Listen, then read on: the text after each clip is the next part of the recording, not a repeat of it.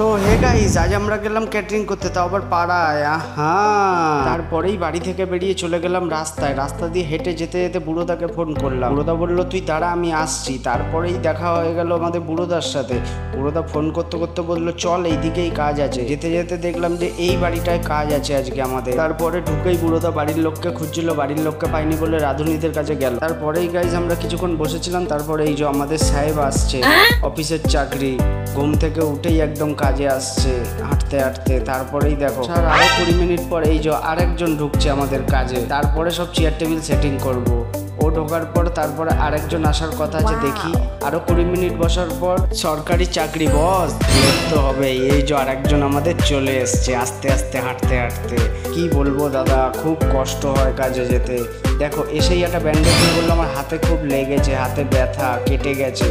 তারপরে এই দেখো আরেকজন আখ খেতে খেতে এসেছিল, এখন বসে বসে আখ চিবাচ্ছে, তারপর সেটিং হবে।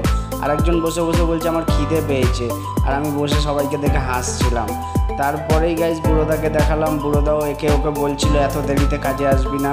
তারপরে বুড়োদা আবার একটু গান বাজাতে চলে গেল। ওই দেখো ও ফোন নিয়ে গান বাজানো চালু। তারপর ছোট করে একটা গান চালিয়ে দিয়ে বুড়োদা আমরা সবাই চলে আসলাম। সেটিং কমপ্লিট আমাদের। এই যে দেখতে পাচ্ছ এখনো 2-1টা টেবিল। তারপরে সেটিং কমপ্লিট করতে করতে এই দেখো খাওয়া চালু করে দিয়েছে।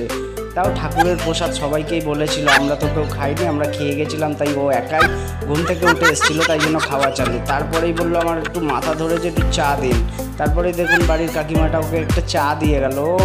চা খেয়ে তারপরে কাজ করবে, দেখেছো ছেলেদের কারবার। তারপরে চেয়ার টেবিল সেটিং করে গাইস আমরা ছিটতে বসে গেছিলাম হজমলা। দেখতেই পাচ্ছ কি সুন্দর তুলে ধরেছে। তারপরেই গাইস বালতি চাইতে না চাইতেই দেখো কি সুন্দর আমাদের একটা বালতি দিয়ে গেছে হাতা ক্যাচার রাখার। এই ফার্স্ট টাইম এত বড় বালতি। তারপরে সব মোটামুটি আমাদের জ্যাকেট ফ্যাকেট পরে আমরা সব রেডি হয়ে গেছিলাম, ঠিক আছে। ওই যে আরেকজন জ্যাকেটে হাতা গোটাচ্ছে। তারপরেই গাইস দেখো আমাদের মাল আনার কাজ চালু। সব আমাদের ভাড়ার ঘর রেডি হচ্ছিল।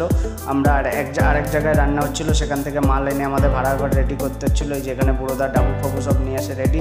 বুড়োদা হলো স্টোরম্যান। আর এই যে কাজ চালু হয়ে গেছে, ও তখনও ফোন ঘাটছে গাইস। যেহেতু কম লোক বসেছে না, আমরাই বুঝে নেবো, ওর কোনো দরকার নেই, তাই ও বসে ফোন ঘাটছে বিন্দাস। আর এই দেখো সবাই খাচ্ছে। তারপরেই গাইস আমার ডিউটি চালু। আমি দেখতে পাচ্ছ সবাইকে রাইস দিচ্ছিলাম। তারপরেই গাইস দেখো পুরো ফুল ব্যাচ। এখনো অনেক লোক বসতে পারেনি, সবাই দাঁড়িয়েছিল, কারণ বসার জায়গা অনেকই কম ছিল। আর এটা ছিল বিশ্বকর্মা পুজোর খাওন দাওন। তারপরেই গাইজ এই যে দেখতে পাচ্ছ আমাদের অফিসার আসছে, ট্রে ফাঁকা।